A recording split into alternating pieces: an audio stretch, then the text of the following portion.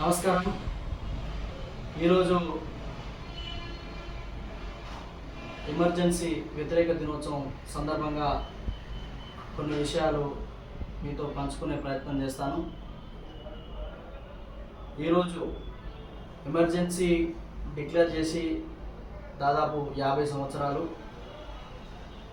1971వ సంవత్సరంలో భారతదేశం మొత్తం సార్వత్రిక ఎన్నికలు జరిగిన సందర్భంగా పెద్ద ఎత్తున కాంగ్రెస్ పార్టీ పార్లమెంట్ స్థానాలు గెలిచి ఇందిరాగాంధీ గారు ప్రధానమంత్రి అయిన సందర్భంలో ఉత్తరప్రదేశ్లోని రాయబరి నియోజకవర్గం నుంచి ఇందిరాగాంధీ గారు పార్లమెంట్ మెంబర్గా ఎన్నికై వారు ప్రధానమంత్రి కావడం జరిగింది.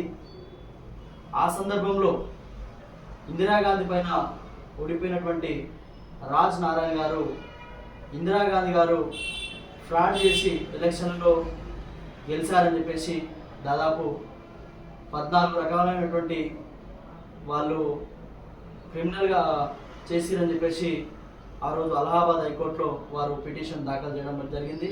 వారి పార్లమెంటు స్థానాన్ని రద్దు చేయాలని చెప్పేసి వారు చేసినటువంటి ఆ యొక్క పిటిషన్లో దాదాపు ఆ రోజునటువంటి అక్కడ అలహాబాద్ హైకోర్టు 12 ఎలిగేషన్స్ తిరస్కరించి ఒక 2 ఎలిగేషన్స్ మాత్రమే వారు దాన్ని చూసి వారి రద్దుని క్యాన్సిల్ చేయడం జరిగింది. ఏదైతే వారు పార్లమెంటు మెంబర్గా వాళ్ళని రద్దు చేయడం జరిగింది అలహాబాద్ హైకోర్టు. ఆ 2 ఏంటంటే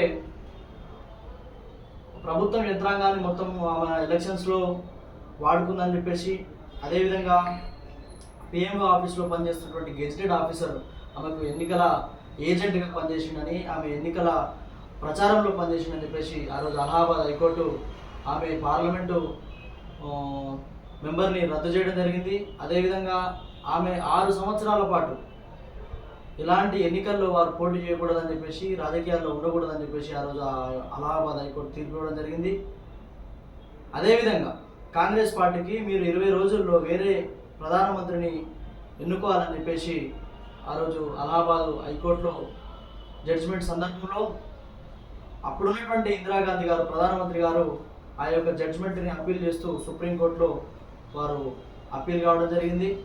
ఆ సందర్భంగా సుప్రీంకోర్టు దాదాపు ఆ జడ్జిమెంట్ని యాక్సెప్ట్ చేస్తూనే ఒక చిన్న రిలీఫ్ అన్నట్టు నెక్స్ట్ హియరింగ్ వరకు ప్రధానమంత్రిగా ఇందిరాగాంధీ గారు ఉండాలి. అదేవిధంగా ఈ యొక్క జడ్జిమెంట్ నెక్స్ట్ హియరింగ్ వరకు స్టే అని చెప్పేసి ఆ యొక్క ఇందిరాగాంధీ చేసినటువంటి సుప్రీంకోర్టు అప్పీలు ఆ రోజు సుప్రీంకోర్టు కూడా వారికి స్టే ఇవ్వడం జరిగింది అలహాబాద్ హైకోర్టుని.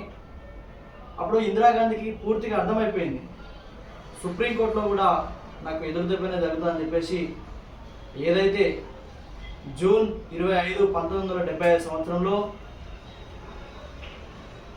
ఆర్టికల్ 352 భారత రాజ్యాంగంలోని ఆర్టికల్ 352ని ద్వారా భారత రాష్ట్రపతితోటి ఎమర్జెన్సీని డిక్లేర్ చేయించడం జరిగింది.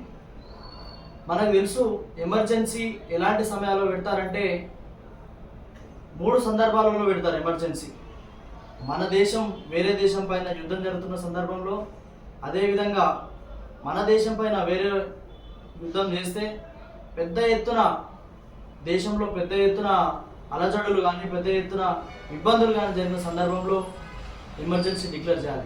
కానీ తన పదవిని కాపాడుకోవడం కోసం, తన ప్రధానమంత్రి పదవిని కాపాడుకోవడం కోసం ఆ రోజు రాజ్యాంగాన్ని కూని చేసి, ప్రజాస్వామ్యాన్ని కూని చేసి 1975 జూన్ 25వ తేదీన దేశవ్యాప్తంగా ఇందిరాగాంధీ ఎమర్జెన్సీని డిక్లేర్ చేయడం జరిగింది.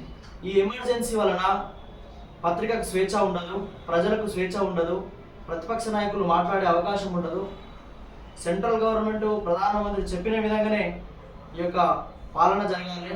ఆ విధంగా దేశ ప్రజలందరినీ కూడా చాలా ఇబ్బందికరంగా ప్రజాస్వామ్యాన్ని కూని చేసి రాజ్యాంగాన్ని తన చేతిలోకి తీసుకొని ఎన్నో రకాలుగా ఇందిరాగాంధీ అప్పుడు ప్రధానమంత్రిగా ప్రధానమంత్రి పదవి కాపాడుకోవడం కోసం ఆమె చేసినటువంటి రాజ్యాంగాన్ని అపహాస్యం చేసినటువంటి రోజు ఈ రోజు కాబట్టి యువత మనం అందరం తెలుసుకోవాలి.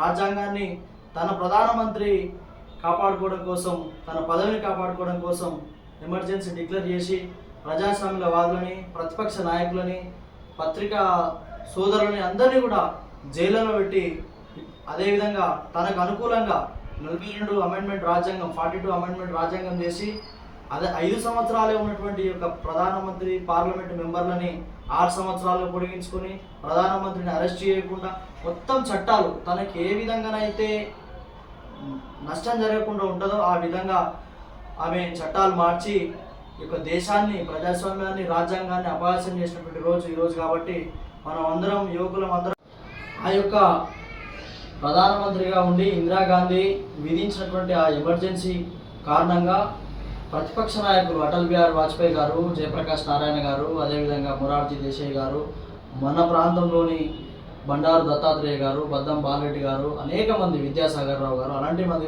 అనేక మంది కూడా జైల్లోకి పంపేయడం జరిగింది.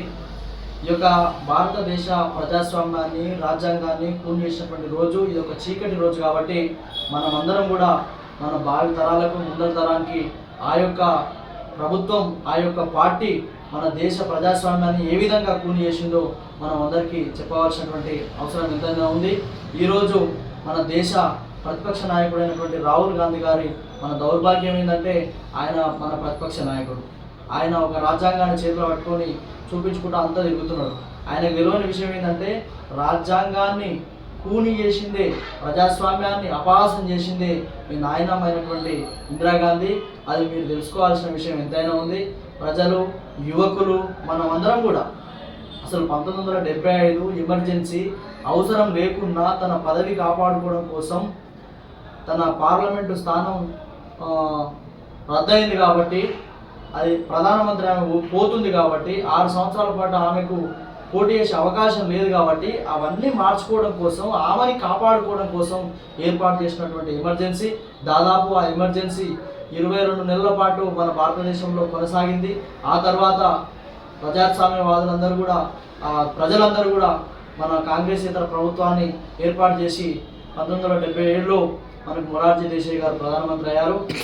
ఈ 2 సంవత్సరాల పాటు తన స్వార్థం కోసం 1975 జూన్ 25 నేటికి 50 సంవత్సరాలు. కాబట్టి మనమందరం కూడా యువకులకు చెప్పాలి, ఎవరు ప్రజాస్వామ్యాన్ని అపహాస్యం చేశారు, ఏ పార్టీ ప్రజాస్వామ్యాన్ని కూనీ చేశారు, రాజ్యాంగాన్ని ఎవరు చేశారు అనేది మనం అందరం చెప్పాలి. కాబట్టి మిత్రులారా, ఈ యొక్క వీడియోని మన విషయాన్ని, ఈ ఎమర్జెన్సీ గురించి మనం అందరం కూడా, అందరికీ, యువకులందరూ కూడా చెప్పాలని చెప్పేసి మనస్ఫూర్తిగా కోరుకుంటూ అందరికీ ధన్యవాదాలు.